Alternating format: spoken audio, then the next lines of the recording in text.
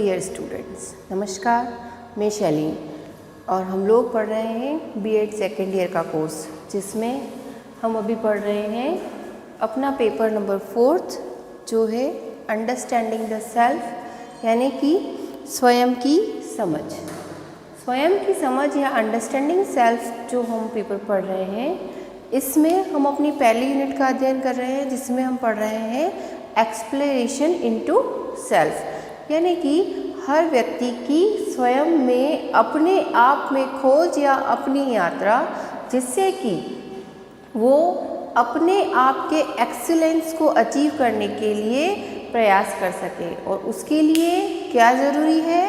उसके लिए ज़रूरी है व्यक्ति की एक आत्म पहचान का निर्माण करना, अपने आप से व्यक्ति की पहचान होना, सेल्फ आइडेंटिटी, जिसमें कि व्यक्ति अपने व्यक्तित्व को जान सके, अपने गुणों को, अपने दोषों को, अपनी क्षमताओं को, अपनी लिमिट्स को जान सके, अपने इंटरेस्ट्स को जान सके।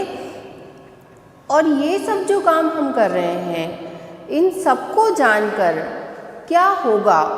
इन सबको जानने के बाद व्यक्ति के अंदर एक सेल्फ ऑब्जर्वेशन की आदत, या ये कह सकते हैं सेल्फ ऑब्जर्वेशन, आत्म अवलोकन, एक इस प्रकार की प्रक्रिया उत्पन्न हो जाती है कि व्यक्ति अपने आप को, अपने स्वयं को जानने लगता है, समझने लगता है, अपना अवलोकन करके अपने बारे में अच्छे और बुरे निर्णयों को ले सकता है।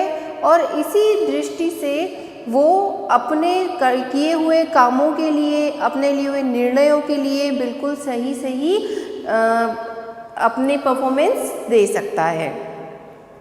इन सब चीज़ों को जानने के लिए, या एजुकेशन फील्ड में हम जब इनको पढ़ते हैं, इन सभी को पढ़ते समय एक बात हमेशा हम देखते हैं कि हर एक छात्र अपने शिक्षक को अनुकरणीय मानता है, उसका अनुसरण करने का प्रयास करता है, क्योंकि छात्रों के लिए, छात्रों के मन में उनके शिक्षकों के द्वारा जो काम किए जा रहे हैं, वो काम या उनका जो व्यक्तित्व है, सदैव ही वो एक आकर्षण का विषय बना हुआ रहता है। और वो जो कुछ भी कर रहे हैं, छात्र अपने जीवन में उसको क्या करने का प्रयास करते हैं? फॉलो करने का प्रयास करते हैं। इसी प्रकार से हम ये भी देखते हैं कि अपने जीवन में हम हमेशा किसी न किसी व्यक्ति का अनुकरण करते हैं, जिसके व्यक्तित्व को हम पसंद करते हैं, उसके गुणों को कहीं ना कहीं अपने जीवन में भी स्थान देना चाहते हैं। और ये तो हमारी परंपरा ही रही है कि हम शिक्षा के क्षेत्र में, या समाज के क्षेत्र में, या धर्म के क्षेत्र में, राजनीति के क्षेत्र में, प्रत्येक अलग अलग क्षेत्रों में से किसी भी व्यक्ति को अगर देखते हैं और उसके काम की अगर हम अप्रिसिएशन करते हैं, उसको पसंद करते हैं, उसकी प्रशंसा करते हैं, तो कहीं ना कहीं उन व्यक्तियों को उस क्षेत्र के आदर्श के रूप में मान लेते हैं। और ये जो आदर्श व्यक्तित्व हैं, हमारे दिमाग में एक छवि के रूप में रहते हैं कि कहीं ना कहीं हम उनके गुणों को अपने जीवन में उतारने का प्रयास करते हैं। तो इन्हीं सभी बातों को लेकर ये देखा जाता है, जैसा कि हमने अभी डिस्कस किया, कि प्रत्येक व्यक्ति के मन में कोई ना कोई ऐसा व्यक्ति होता है जिसको कि गुणों को या उसके कार्यों का अनुसरण व्यक्ति अपने जीवन में करना चाहता है। ऐसे व्यक्तियों को नाम दिया रोल मॉडल। रोल मॉडल यानी कि अनुकरणीय आदर्श व्यक्ति। ये नाम या ये कंसेप्ट सबसे पहले किसने दिया? सबसे पहले इस कंसेप्ट को देने का श्रेय दिया जाता है रॉबर्ट के मर्टन को। रॉबर्ट के मर्टन कौन थे? रॉबर्ट के मर्टन एक समाजशास्त्री थे, जिन्होंने अपने व्यावसायिक क्षेत्र में कुछ ऐसे लोगों को, जिनके की कार्यों को वो काफ़ी पसंद करते थे, उनके द्वारा लिए गए निर्णयों को बहुत सटीक मानते थे, उनको अपने लिए एक आदर्श के रूप में स्थापित किया और उन्हें संज्ञा दी रोल मॉडल की, कि यदि व्यक्ति उनका अनुकरण करे तो निश्चित ही उसको क्या मिल सकती है, सफलता। इस तरह से उत्पत्ति हुई इस शब्द की, जिसे हम कहते हैं रोल मॉडल या अनुकरणीय आदर्श व्यक्तित्व। अब ये अनुकरणीय आदर्श व्यक्तित्व है, इस कंसेप्ट का शिक्षा में क्या स्थान है। जैसा कि हमने शुरू में ही डिस्कस कर लिया कि प्रत्येक छात्र अपने शिक्षक को अनुकरणीय मानता है, यानी कि कहीं ना कहीं बच्चे के मन में शिक्षक एक आदर्श व्यक्तित्व के रूप में या रोल मॉडल के रूप में स्थान रखता है। जैसे अपने जीवन के दूसरे क्षेत्रों में अगर बच्चे को खेल में रुचि है तो सचिन तेंदुलकर उसका रोल मॉडल होता है, अगर म्यूज़िक में उसकी रुचि है तो लता मंगेशकर उसका रोल मॉडल होता है। उसी प्रकार शिक्षा के क्षेत्र में प्रत्येक बच्चे का रोल मॉडल ऐसा एक आदर्श शिक्षक होता है जो अपने अंदर उन सभी गुणों को क्या करके रखता है, समाहित करके रखता है। अब जब हम अपने आत्म के सर्वोत्कृष्ट पर पहुंचना चाहते हैं, प्रत्येक व्यक्ति इसका प्रयास करता है, तो एक छात्र अपने शिक्षक में ऐसे कौन से सर्वोत्कृष्ट गुणों को खोजता है या देखता है, या हम ये कह सकते हैं कि शिक्षक में ऐसे व्यक्तित्व के कौन से मेजर्स या मापदंड हो सकते हैं जिनके द्वारा कि वो अपने छात्रों के लिए एक रोल मॉडल बन सके या एक आदर्श या अनुकरणीय व्यक्तित्व बन सके। आज हम ऐसे ही कुछ गुणों की चर्चा करेंगे। इनमें से अगर चर्चा की जाए, सबसे पहला गुण है हेल्दी बॉडी एंड माइंड। कोई भी व्यक्ति अपने जीवन में आदर्श बनना तो अलग बात है, लेकिन अगर वो किसी भी कार्य को करता है उसके लिए सबसे ज़्यादा आवश्यक सबसे पहले उसका हेल्दी एंड फिट होना है, ना सिर्फ फिजिकली बट ऑल्सो मेंटली, यानी कि व्यक्ति का मानसिक स्वास्थ्य और शारीरिक स्वास्थ्य दोनों बिल्कुल सही होंगे तो वो किसी भी काम को बहुत अच्छे प्रकार से और अपना 100% दे करके कर सकेगा। तो एक अच्छे शिक्षक के लिए सबसे पहली quality as a good human being healthy and wise और मेंटली फिट होना। दूसरी बात है सेल्फ स्टडी।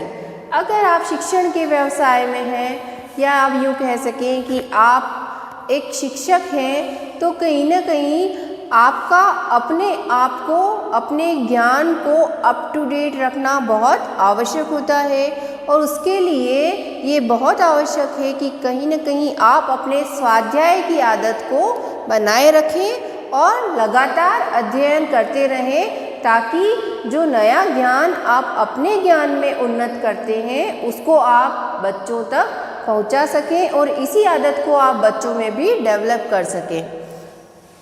आइडियलिस्टिक थिंकिंग यानी कि आदर्शवादी विचारधारा। कोई भी शिक्षक या कोई भी व्यक्ति अपने जीवन में कभी भी सफल नहीं हो सकता है यदि उसके विचारों में कहीं ना कहीं आदर्श का स्थान ना हो। आदर्श का अर्थ ही है सभी चीज़ों में सर्वोत्कृष्ट।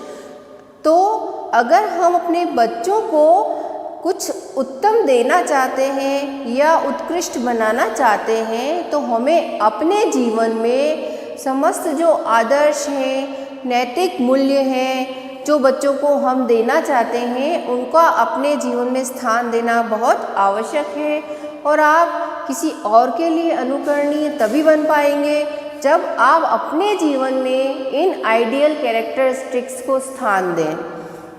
Social thinking.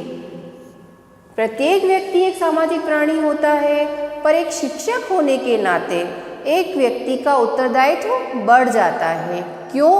क्योंकि एक शिक्षक राष्ट्र का और समाज का निर्माता कहा जाता है।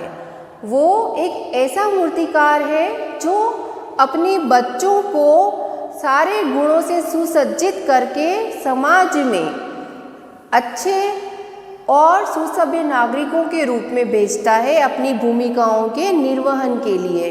और इसके लिए जो शिक्षक है उसकी सामाजिक जो चिंतन का दृष्टिकोण होना अत्यधिक आवश्यक है, और वो अपनी भूमिका और दायित्वों को बहुत जवाबदेह तरीके से अगर लेता है तो वो अपने बच्चों को जिम्मेदार सामाजिक व्यक्ति बनाकर निकाल पाएगा। साइंटिफिक थिंकिंग यानी कि वैज्ञानिक दृष्टिकोण। किसी भी शिक्षक के लिए ये अपेक्षा की जाती है कि उसकी जो थिंकिंग है, उसका जो विज़न है, उसका दृष्टिकोण कैसा होना चाहिए, वैज्ञानिक होना चाहिए। हर एक चीज़ में वो वैज्ञानिक दृष्टिकोण से चिंतन करे। अंधविश्वासों का कोई भी स्थान उसके मन में नहीं होना चाहिए, काफ़ी प्रैक्टिकल होना चाहिए ताकि वो अपने दृष्टिकोण से अपने बच्चों के मन में जो कुंठाएं हैं, जो बुरी धारणाएं हैं या गलत धारणाएं हैं, उन बातों को वो क्या कर सके, फैक्ट्स के सहारे सही करने का प्रयास कर सके, उनको उदाहरणों और प्रयोगों द्वारा उन चीज़ों की सच्चाई को समझा सके। फिलोसॉफिकल थिंकिंग यानी कि दार्शनिक दृष्टिकोण। एक शिक्षक से हमेशा ये अपेक्षा की जाती है कि उसके अंदर जितना बौद्धिक ज्ञान है उतना ही उस ज्ञान को सपोर्ट देने के लिए आध्यात्मिक ज्ञान भी हो, या उसकी विचारधाराओं में दार्शनिकता का भी उतना ही समावेश हो। और इसके लिए एक शिक्षक का अपना एक दृष्टिकोण भी होना बहुत आवश्यक है।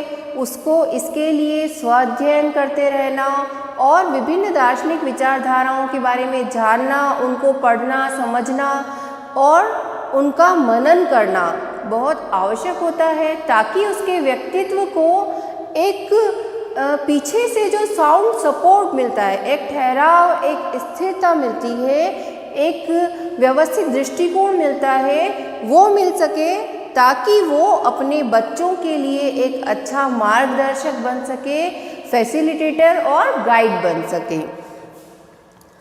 कॉन्फिडेंस। एक शिक्षक के अंदर अपनी बात को कहने के लिए, अपनी चीज़ों को समझाने के लिए, जो भी ज्ञान उसके पास है उसको दूसरों तक डिलीवर करने के लिए कॉन्फिडेंस होना बहुत आवश्यक होता है। कोई भी व्यक्ति अगर कॉन्फिडेंट नहीं है अपनी बातों के बारे में, तो बिल्कुल आवश्यक रूप से ये कहा जा सकता है कि कभी वो किसी और व्यक्ति के लिए ऐसा व्यक्तित्व तो नहीं ही बन सकता है कि व्यक्ति उसको क्या करना चाहे, अनुकरण करना चाहे। तो एक शिक्षक को बिल्कुल कॉन्फिडेंट होना चाहिए अपने ज्ञान के बारे में, नॉलेज के बारे में और अपने व्यवहार के बारे में। Coordination in theory and practical. एक शिक्षक को बहुत ज़्यादा व्यावहारिकता अपने जीवन में रखनी चाहिए। ऐसा नहीं होना चाहिए कि सैद्धांतिक रूप से आप किसी और बात को मानते हैं और व्यवहार में आप उस चीज़ को अप्लाई करने में बिलीव नहीं करते हैं। एक शिक्षक के अंदर इन दोनों चीज़ों का बहुत अच्छा समायोजन होना बहुत आवश्यक है। अगर एक शिक्षक अपने बच्चों से अपेक्षा करता है कि बच्चे को अभी जो को करंट इश्यूज़ है उनके बारे में पढ़ना चाहिए, घर पे न्यूज़पेपर पढ़ना चाहिए, टीवी पर समाचार देखने चाहिए और अपने नॉलेज को क्या करना चाहिए, एनरिच रखना चाहिए, लेकिन ऐसी अपेक्षा अगर अपने बच्चों से शिक्षक की है तो ये बहुत ही ऑब्वियसली एक्सपेक्टेड है उस टीचर से कि वो स्वयं भी अपने जीवन में प्रैक्टिकली उन बातों को करता हो। तो कुल मिलाकर समन्वय होना चाहिए उसके जीवन के सिद्धांतों और उसके स्वयं के व्यवहारों में। सिंप्लिसिटी। एक शिक्षक को हमेशा साधारण व्यक्तित्व वाला होना चाहिए और उसका व्यक्तित्व या ये कह सकते हैं कि उसका जो आउटलुक है, उसकी पर्सनैलिटी है, वो शिक्षक गुणों के उचित तभी लग सकेगी जब वो अपने व्यवहार में, अपने वेशभूषा में और अपनी बातों में, तीनों में क्या रखता हो, सादगी को धारण करता हो।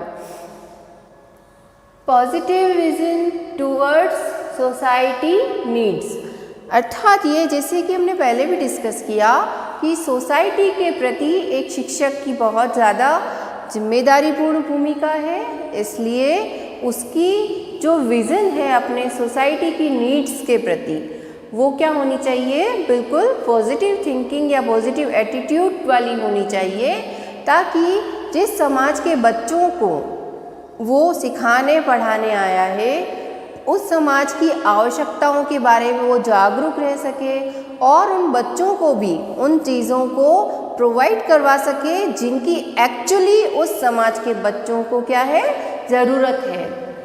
ब्रॉड थिंकिंग, एक शिक्षक का जो सोचने का नज़रिया है, उसकी जो सोच है वो बहुत व्यापक होनी चाहिए और ये बहुत आवश्यक है, क्योंकि बहुत जगह पर अगर एक शिक्षक का संकुचित दृष्टिकोण है तो वो बच्चों को वैसा वातावरण प्रदान नहीं कर पाएगा जिसकी कि उनके डेवलपमेंट के लिए, उनकी लर्निंग के लिए आवश्यक है।